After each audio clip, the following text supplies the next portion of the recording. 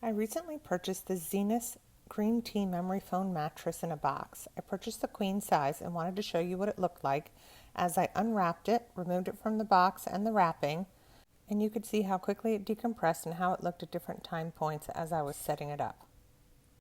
I'll show you here what it looked like at the 30, 60, 90, and 150 minute time points, and then I'll also take a measurement to see if it really does reach the 10-inch mark. When I got to the 150-minute mark, the mattress was already measuring around 9 inches, which was really impressive that it had inflated so quickly.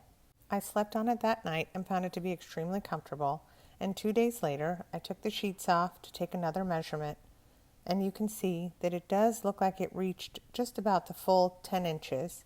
It's been a great mattress, super comfortable, and we're really happy with it so far.